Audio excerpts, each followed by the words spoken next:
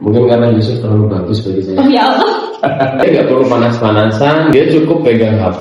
Nggak penting buat masyarakat. Dikira serius loh itu. Ya, dikira.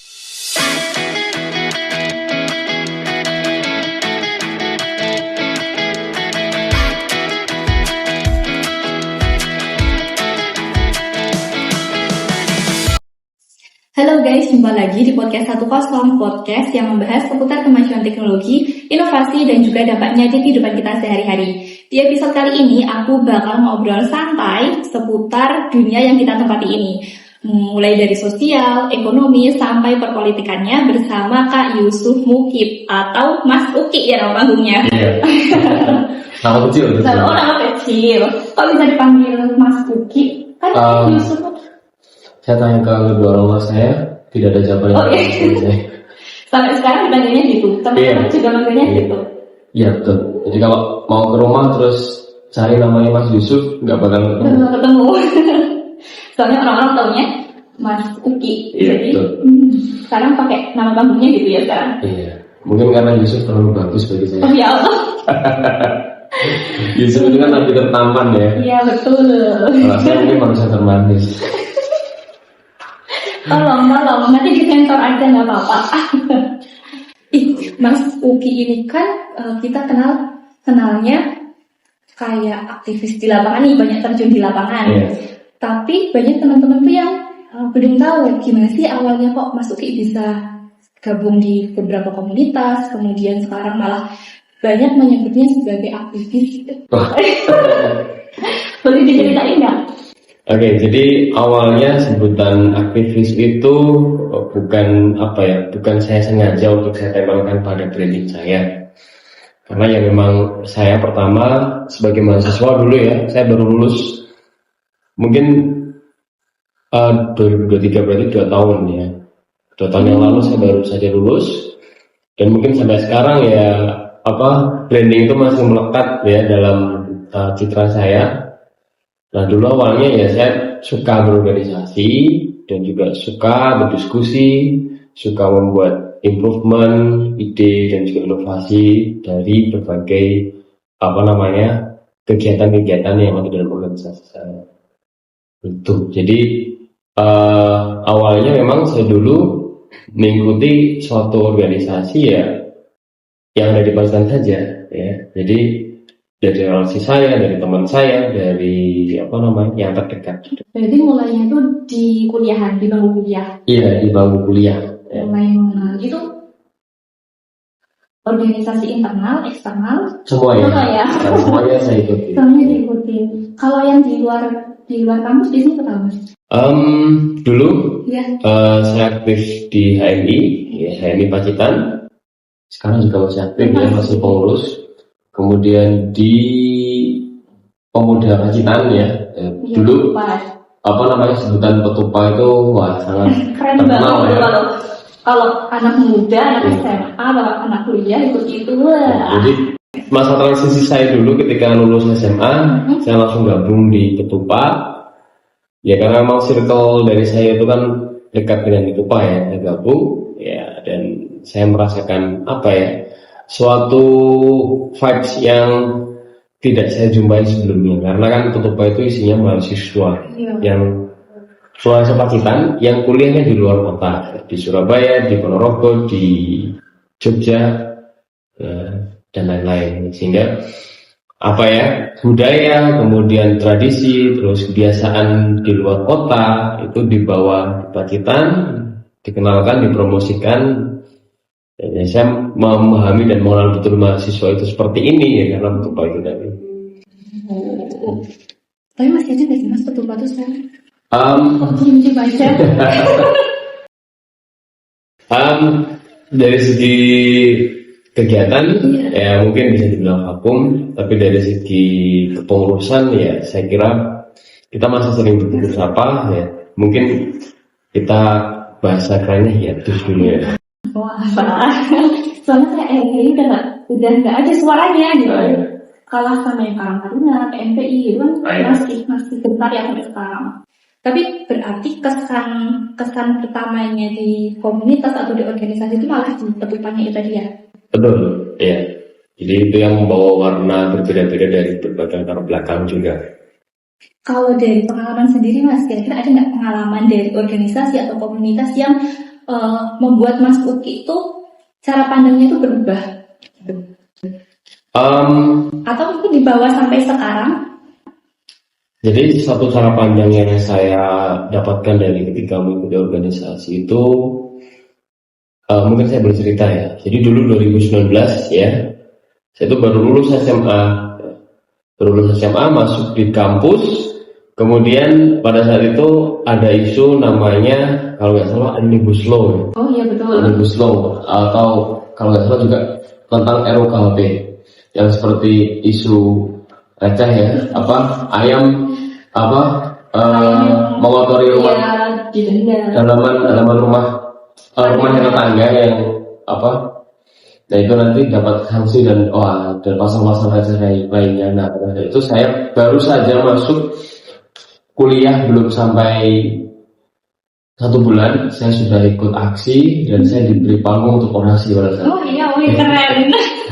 Nah pada saat itu momen sangat menggerakkan sekali ya. Jadi saya pada saat itu belum begitu paham saya harus ngomong apa, saya harus bicara seperti apa, dan saya harus melakukan apa. Dan tentunya apa yang saya dapatkan dari organisasi ya, pertama, bagaimana kita itu membentuk mental kita pengabdi ya. Jadi karena di organisasi itu kita tidak dibayar, kita tidak dapat royalti, kita tidak dapat ya benefit yang secara langsung ya, material atau profitable itu. Jadi bagaimana kita itu, kalau bahasa agamanya adalah hablum minanas ya. Oh iya betul. Seperti itu. Jadi mental bagaimana kita mengabdi dan juga bagaimana kita mengorbankan diri kita untuk kepentingan hukum. Nah, itu yang saya pelajari ya. Dan sampai sekarang ya, kalau bahasa kerennya mungkin idealisme ya. Oke. Tadi aku lihat yang Masnya langsung ditunjuk jadi orator ya kan, suruh orasi. Itu kok bisa orang-orang sepercaya itu? Orang-orang kok bisa sepercaya itu tiba-tiba? Saya tidak tahu. Jadi dulu itu ya memang saya tidak tahu gimana. Saya tiba-tiba tangan saya pegang mic, udah terus naik ke atas speaker, ya udah bilang aja. Nah, dulu itu kan, jadi di suatu aksi demonstrasi 2019 itu yang memang organik ya, karena itu datangnya bukan dari satu organisasi, tapi gabungan dari berbagai organisasi. Bahkan kalau tidak salah anak PAN juga ikut ya dulu, terus STM juga ikut. Tapi sudah ngerasain kok yang ikut aksi Omnibus Law juga. Waktu itu sudah masih kuliah, terus ikut aksi juga. Karena menurut aku juga ini aneh banget, kayak hal-hal sepele dibuat kebijakan. Tapi kalau untuk anak muda sekarang nih, kalau zaman beberapa tahun yang lalu kita aksi demo itu kan hal yang bukan hal biasa, cuman hal yang bisa dilakukan gitu. Udah nggak ada pilihan lagi. Nah kalau untuk saat ini teknologi udah semakin berkembang, kemudian media sosial juga udah gampang viral. Kira-kira pendapatnya Mas Uki sendiri masih bilangnya? Iya, masih relevan nggak sih? Untuk saat ini masih relevan ya. Tapi kalau soal sebenarnya ini efektivitasnya bicaranya.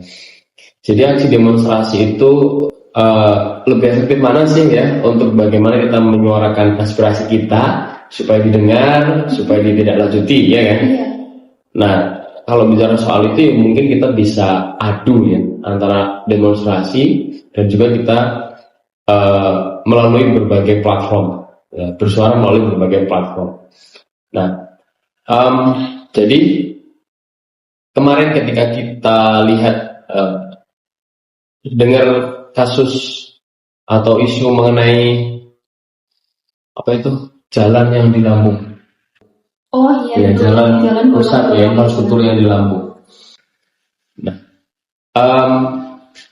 seluruh telinga masyarakat Indonesia pada saat itu pasti dengar. Ya. Bagi yang memiliki media sosial namanya, atau mungkin media apapun itu. Dan sebegitu parahnya ya ketika kita melihat kondisi di Lampung ya, dan itu merupakan salah satu, bukan salah satu ya, cuma satu-satunya ya, itu merupakan satu-satunya akibat dari seorang WNI yang bekerja di Australia atau berkuliah di Australia. Namanya adalah Bima. Ya, Bima itu dia nggak perlu panas-panasan, nggak perlu teriak-teriak, nggak perlu mengumpulkan massa, nggak perlu berjejaring ya. Dia cukup pegang HP, kemudian ngomong ya bahwa di Lampung itu kayak gini, bla bla bla bla bla bla, ya viral, ya kan? Seluruh mata melihat, ya telinga mendengar, masyarakat Indonesia tahu bahwa memang sebegitu parahnya di Lampung, ya. Dan Pak Presiden Jokowi juga sampai turun tangan langsung ke Lampung ya. Jadi sekarang kan ada istilah no viral no justice ya. Jadi sebenarnya demo itu sebenarnya masih bisa kita katakan kurang efektif ya dibandingkan dengan cara kita bergerilya melalui media sosial. Tapi dengan kita melakukan aksi ya, demonstrasi, kita mengumpul massa, kita itu sebenarnya sebagai bentuk ya. Jadi sebagai bentuk kekecewaan kita kepada pemerintah. Jadi ini loh rakyatmu itu berdiri di depan istana, di depan parlemen ya. Kita ini nyata, nggak cuma apa namanya berbuih-buih di sosial media ya. Nah, jadi kita itu nyata. Tolong, ayo saya ingin bertemu dengan Anda Bapak ya, kami berdiskusi. Tadi jarang ditemuin kalau demo, tapi kalau viral, sekalinya viral, mereka langsung turun tangan, ya enggak? Jadi ya sebenarnya demo itu salah satu bentuk ya. Jadi kalau semuanya itu hidupnya itu melalui sosial media ya tentu nggak perlu demo ya. Kalau kita balik ke ini nih, tempat kita beraktivitas ini kan banyaknya di Pacitan ya, banyaknya di Pacitan. Kalau buat pandangan yang Kak Wi sendiri, di Pacitan itu tuh udah menerapkan teknologi belum sih? Seberapa besar, mulai dari ekonomi, kemudian atau sosialnya, pariwisatanya, bahkan pemerintahannya itu menurut Kalau bicara tentang menerapkan teknologi sudah pasti ya iya. Tapi kalau kita berbicara mengenai apakah kita itu punya semacam greget untuk bagaimana mengembangkan teknologi atau at least kita tidak jadi pengekor, saya belum menemukan itu. Ya. Jadi belum ya jika pun ada ya itu belum begitu masif. Ya. Ya, mungkin karena saya juga belum begitu paham dengan kondisi itu. Tapi kalau buat mungkin aku tanya sektor pariwisata nih, udah pernah nemuin belum sih Kak kayak kemudahan teknologi di pariwisata khususnya di Pacitan? Kemudahan teknologi sejauh ini yang paling banyak adalah kemudahan akses informasi teknologi kan. Jadi kita mudah untuk mengetahui keindahan Pacitan melalui berbagai platform. Kalau dari segi bagaimana kita memudahkan akses ke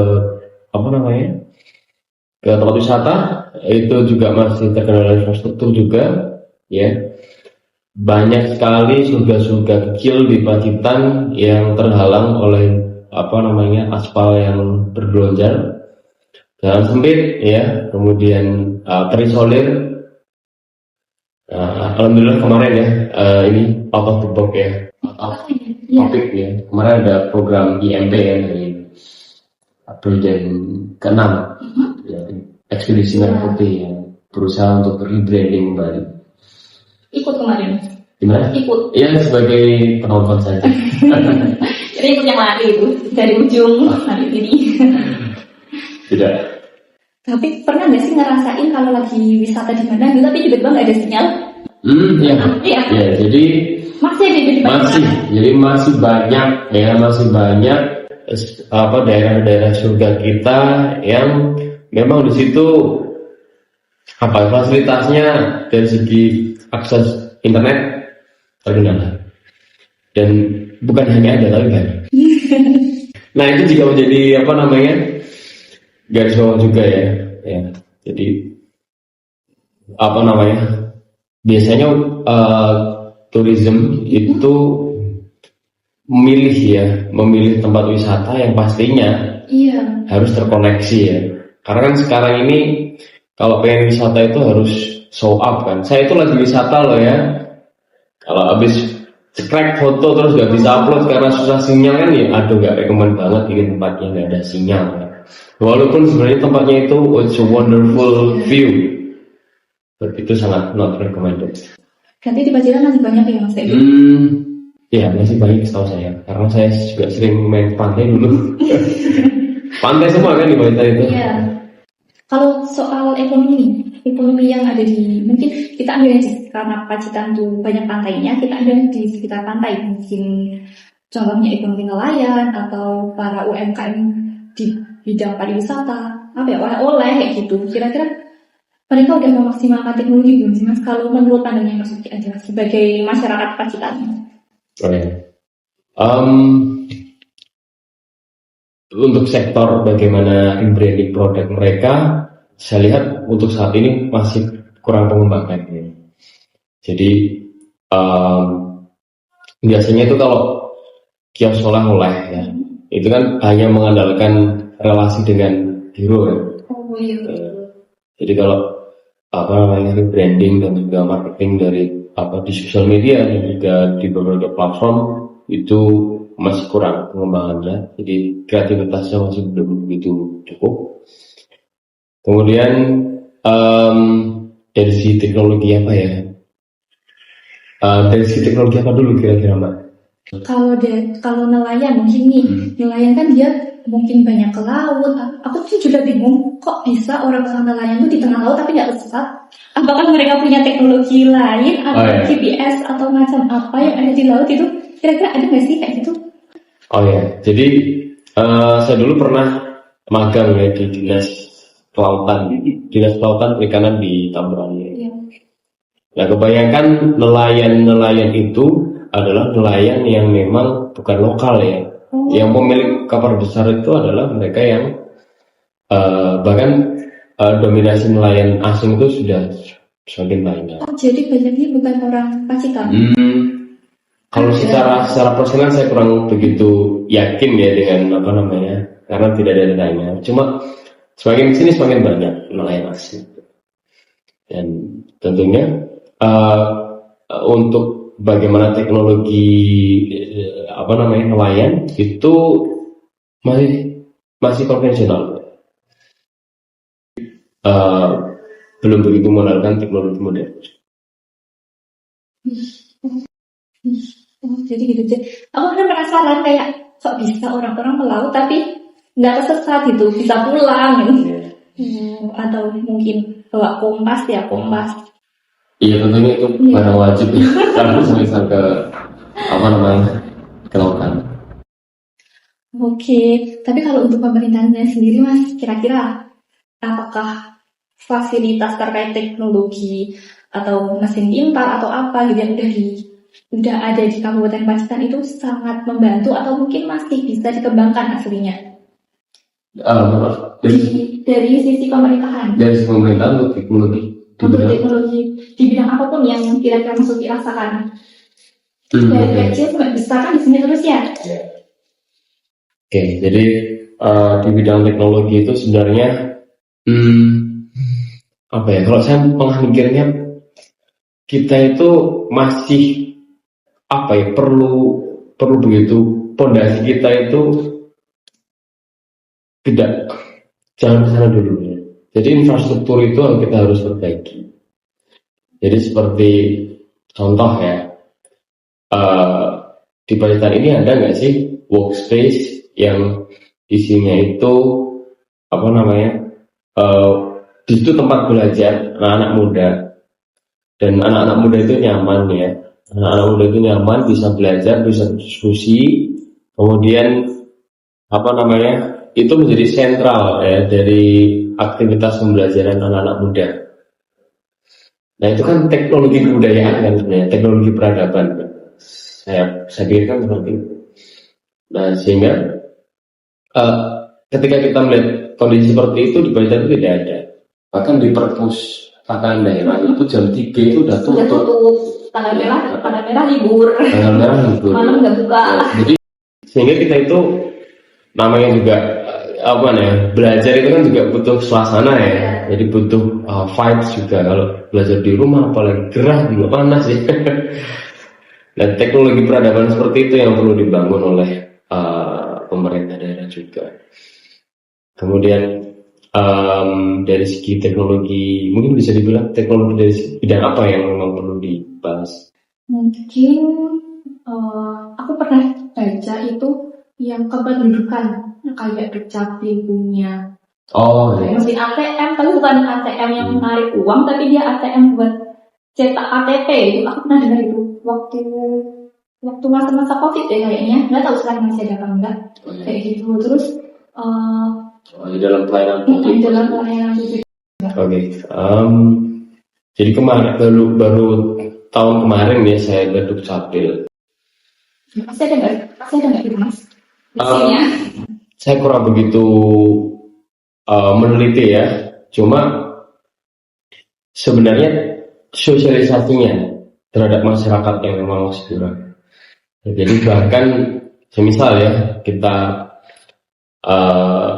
kalau kita lihat ada nenek kakek ya yang hidup cuma 2 orang, terus mereka pengen mengurus dokumen kependudukan, nggak punya HP.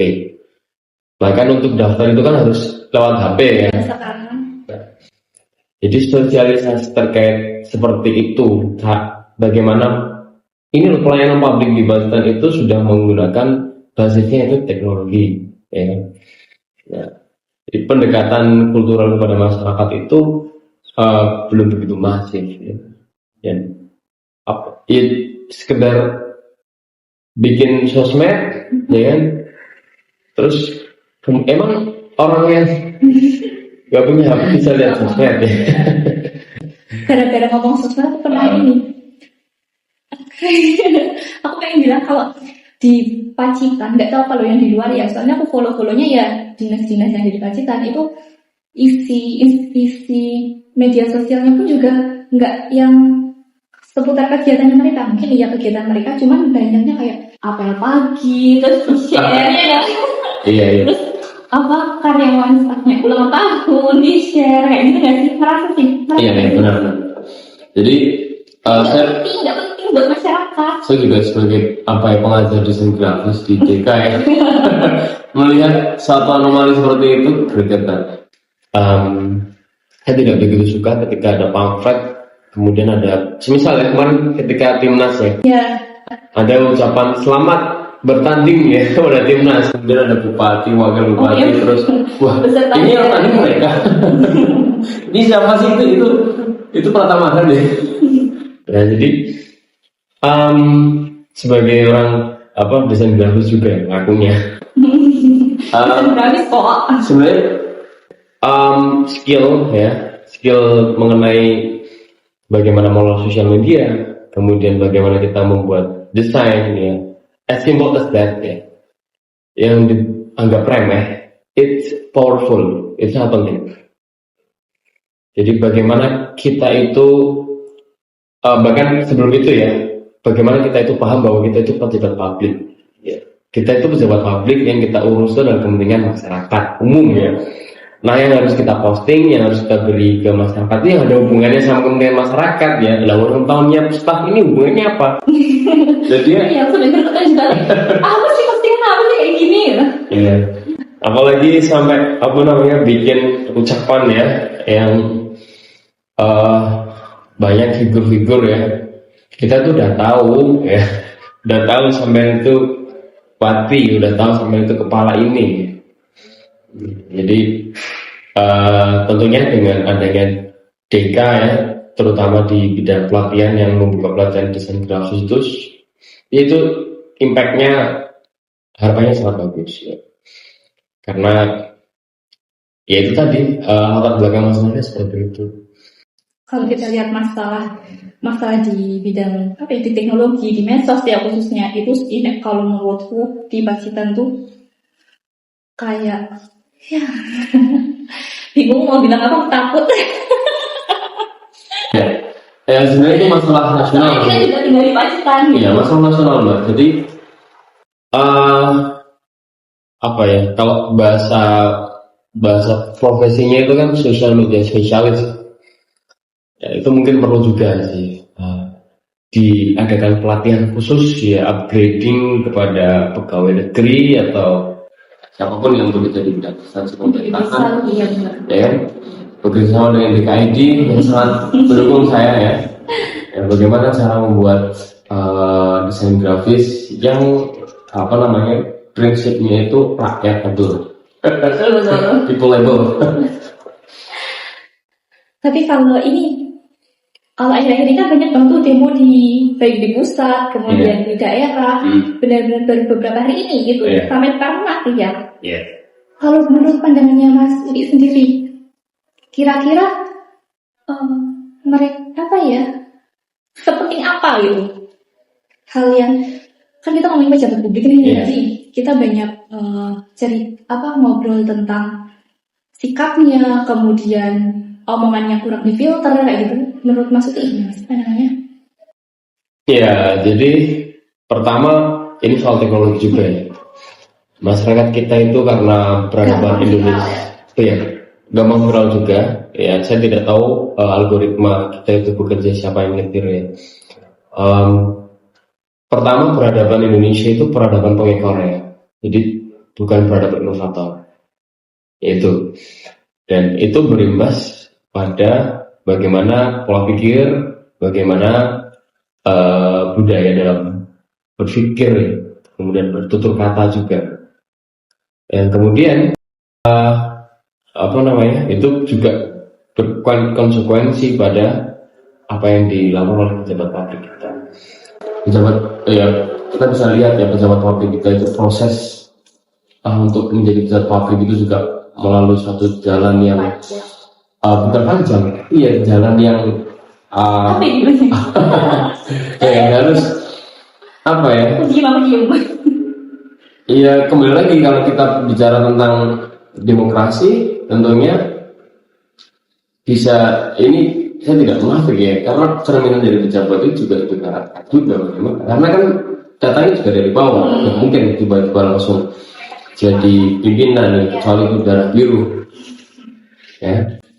Jadi gagap terhadap teknologi ya, bahkan sekarang masyarakat kita itu mudah ya tertipu, masih rentan ya termakan hoax ya, apalagi generasi di atas kita ya, generasi boomer ya. Kemarin saya itu ngacak ya, ketika saya kan juga punya HP ya, saya terus lihat TikTok ya, video kucing mengaji. Lihat ya, dikira serius loh itu. Ya, dikira bukan AI ya. Dikira bukan AI. Dan benar-benar dia kirain kan, saya kira itu bercanda. Kalau itu guyon ya. Ternyata benar-benar dianggap serius bahwa itu kok bisa ngaji. Jadi gap. Bahkan kita sendiri itu ya, sebagai generasi Gen Z ya. Gen Z itu bisa sangat rentan termakan hoax, bisa sangat rentan tertipu dan juga tidak terfiltrasi dalam sosial media. Apalagi Gen Boomer ya, atau Gen X di atas kita. Itu juga menjadi tantangan kita dalam bidang teknologi juga. Bagaimana kita menyadarkan dan membuat masyarakat itu bisa ya, at least kalau kita itu bukan generasi inovator, pengekor ya, kita bisa mengekor ya, bisa mengikuti sesuai dengan situasi perkembangan teknologi sekarang. Tapi kemarin aku sempat baca waktu demo itu nggak boleh live TikTok. Iya nggak? Ada. Iya, jadi sama polisinya ya. Itu yang saya juga sampai sekarang itu, kalau bahasa agamanya adalah tabayun, cross check, dan kalau bahasa kita verify. Ini benar nggak sih siapa yang ngomong ya? Terus ini pernyataan resmi atau cuma oknum polisi doang ya? Ya, jadi kalau setahu saya itu oknum. oknum yang bilang ya jangan direkam lah mas ya. Jadi Padahal kita hidup di dunia teknologinya udah berkembang jauh banget. HP itu selalu di tangan ya kan? Ada apa-apa foto-foto video gitu. nah, jadi dunia itu dalam genggaman kita sebenarnya. Nah, jadi pemerintah saat ini sebenarnya apa ya? Pertama dalam soal teknologi ya. Nah, ini juga ada kaitannya bagaimana gagapnya masyarakat juga. Jadi pemerintah kita itu tidak bagaimana menyelesaikan solusi mengenai gimana sih cara masyarakat itu tidak gagap, tapi mau memanfaatkan media sosial, teknologi untuk kepentingan sendiri, untuk kepentingan pemerintah itu sendiri. Ya seperti contoh ya, uang pajak yang kita kumpulin dari hasil kita beli ke Indomaret ada pajaknya, kita sepeda motor kita ada pajaknya, rumah kita ada pajaknya ya. Itu semua dipakai untuk sewa buzzer, untuk mendengungkan narasi yang pro pemerintahan di media sosial. Kalau kita lihat dari pandangan teknologi ya, kira-kira tuh akar dari permasalahan yang kemarin itu apa sih mas? Yang soal Yang kemarin banyak yang viral statementnya anggota dewan siapa, kemudian bahkan Ibu Menteri Keuangan itu juga kan ada statement yang jadi honorer guru atau apa itu kan. Saya juga sebagai pengajar tersinggung ya. Jadi kemarin tuh guru adalah beban negara ya. Iya. Itu sebenarnya juga hoax. Ya kan? Banyak ya, bahkan para pendidik, bahkan para guru ya, Gen Z ya, yang tertipu dengan video itu. Padahal dengan mudah kalau kita itu lihat, biasanya kalau AI atau bukan itu dilihat dari tangannya ya. Tangannya itu ada yang aneh nggak sih ya? Jelas loh itu AI ya. Aku sendiri nggak percaya karena saya lihat benar ya cuplikan video yang asli Sri Mulyani ya, dia itu mengatakan bahwa bukan seperti itu pernyataannya. Jadi pernyataannya itu adalah kita itu punya guru sebanyak ini, apa kontribusi dari masyarakat ya, kalau nggak salah seperti itu teksnya. Apakah ini tugas negara? Apakah ini juga kontribusi dari masyarakat? Nah, kemudian dibuatlah AI. Guru itu adalah beban negara. Dan semua pendidik ya, anehnya pendidik ya, guru itu juga percaya, terus tersinggung ya dengan AI tersebut. Ya, jadi tersinggung dengan teknologi juga. Soalnya di Instagram Story itu banyak ada yang ada beberapa tuh mereka ikutnya kontra gitu, kayak dia marah dengan statementnya Ibu Menteri Keuangan ini. Terus ada juga beberapa mereka hoak ini AI, terus yang mana ini sebenarnya gitu. Aku sendiri sebagai masyarakat umum yang nggak terlalu di bidang teknologi juga, terus yang baca berita cuma malam hari gitu kan, itu juga sebenarnya mana gitu, kayak gitu sih. Ada nggak sih tips-tipsnya buat teman-teman? Wah, ini tipsnya adalah ya kita tabayun tadi ya, jangan mudah percaya. Terhindar dari apa ya? Karena kan mungkin kalau ini di dalam Islam akhir zaman itu yang paling bahasa kiasan ya mungkin ya. Jadi tanda-tanda akhir zaman itu adalah merebaknya fitnah dajjal. Ya, jadi mungkin karena kalau saya bisa pikir, wah ini ada kaitannya ya dengan dalil ini ya. Jadi fitnah dajjal yang sesungguhnya itu adalah AI itu ya. Karena AI yang tahun ini aja ya, itu sudah banyak menipu orang ya.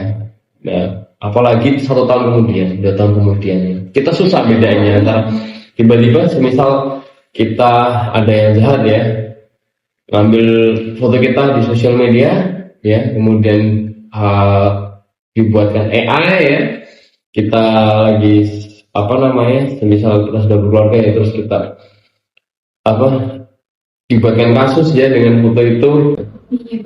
Iya kan? Jadi sebenarnya keamanan cyber itu tengah di dalam suatu kekritisan yang juga dilema ya.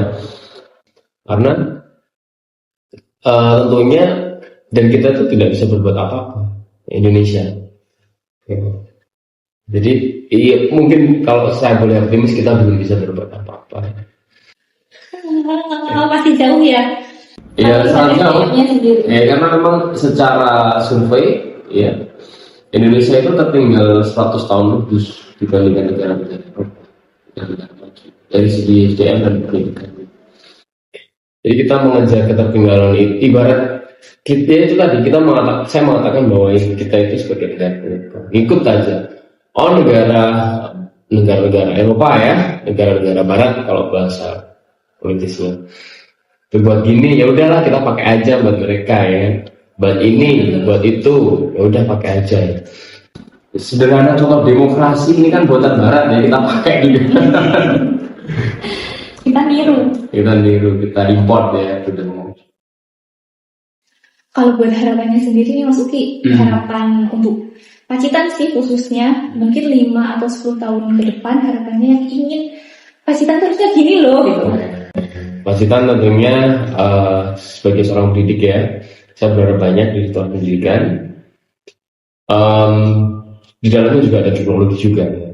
Jadi semua hal itu berangkat dari pendidikan. Ketika dulu Jepang itu hancur ya, Kaisar itu mengatakan perintah pertama, berapa jumlah guru di sini? Jadi itu gak beda pertanyaan ya. Berapa sih jumlah guru di sini ya? Itu ketika diluluhlantakkan oleh bom atom Amerika di Hiroshima dan Nagasaki. Nah itu menjadi suatu bentuk bahwa memang kita mulainya dari pendidikan. Dan terbukti kan Jepang sampai sekarang ya, walaupun terancam dengan depopulasi ya karena demografi produktifnya itu semakin menurun, tapi dari segi kualitas sumber daya manusia luar biasa. Dari segi apapun ya, dari segi cabang olahraga, dari teknologi, dari pendidikan, dari sains, dari industri ya. Nah, jadi saya sangat berharap ya di Pacitan ini semakin banyak dibangun kampus ya, dan tentunya warga Pacitan, pemuda Pacitan juga semakin serius untuk melirik, untuk kuliah juga di kampungnya sendiri ya, belajar di kampungnya sendiri dan juga mengamalkan ilmu pengetahuan, menerapkan ilmu pengetahuan untuk kemajuan kampungnya sendiri ya. Saya sangat berharap itu karena di satu sisi ya, ketika kita itu punya kampus besar di sini ya, walaupun secara geografi Pacitan itu susah, bisa dikatakan tertutup, itu akan menjadi suatu rujukan ya, rujukan penduduk lain datang ke sini ya. Semisal kita punya kampus ya setara UGM di sini, sudah pasti ekonomi di sini juga akan berputar. Karena apa? Karena sudah pasti ada pengusaha kos-kosan yang nambah customer, warung pecel lele yang nambah customer, kemudian laundry yang nambah customer. Dan setiap hari itu pasti ada pertambahan penduduk kan dari orang-orang luar yang memang itu rupiah masuk ke sini ya kan. Ya secara ekonomi mikronya seperti itu. Sehingga selain kita mengandalkan bidang pariwisata, saya harap seperti itu. Karena pariwisata itu mereka itu cuma mampir doang ya kan, mampir doang kemudian kembali lagi. Tapi kalau pendidikan kuliah, mereka itu 4 tahun loh di sini ya. Uang-uang dari Solo itu mereka belanjakan di sini ya, uang-uang dari misalnya dari Solo ya, uang-uang dari luar kota itu dibelanjakan di sini ya, mutangnya di sini ya kan. Kata kepikiran gitu. Ya. Iya betul. Sehingga dengan pendidikan yang begitu bagus, ekonomi juga akan meningkat. Dan tapi sebelum itu juga kita harus melihat sadar diri juga ya, di Pacitan ini rata-rata lama sekolah itu 12 tahun ya. Harapan lama sekolah ya, HLS, RTLS itu cuma 12 tahun. Jadi banyak yang nggak kuliah di sini sebenarnya. Jadi kita itu SMP 3 tahun, SMA 3 tahun, iya. Banyak yang nggak kuliah, nggak minat kuliah. Pernah Mas ditanyain itu, muridnya itu ditanyain, kenapa nggak kuliah? apa ya? Ya itu tadi. Jadi ada hubungannya juga sih sama apa yang saya dapatkan di mental organisasi. Saya tuh kuliah cuma ngabisin uang gitu ya, nggak bisa kerja, terus apa namanya, mending aku langsung kerja aja udah dapat uang, ya kan? Jadi apa ya, mental untuk bagaimana apa namanya mendapatkan kenikmatan instan itu sangat berbahaya sebenarnya, karena itu menghancurkan masa depan mereka. Iya, saya nggak bisa menghukumi bahwa masa depan mereka hancur, ya. Tapi setidaknya dengan mereka kenal bangku kuliah, ada suatu pola pikir yang berbeda. Jadi dalam melihat dunia, dalam melihat bagaimana kita harus menjalani hidup, bagaimana kita harus menyelesaikan suatu masalah ini, bahwa hidup ini tidak hanya diselesaikan dengan uang, ya. Ya walaupun sebenarnya semua bisa selesai dengan uang, ya, tapi kalau semua orang berpikir seperti itu, berarti akan hancur ya dunia. Tapi ya betul, kalau apa ya, pemikiran orang yang lulusan SMA dengan lulusan S1 itu jauh beda banget. Kalau aku ngerasain secara pribadi ya, aku pernah kerja di suatu tempat yang itu isinya lulusan SMA semua, sedangkan aku di situ sarjana, ada beberapa orang mungkin ya cuman.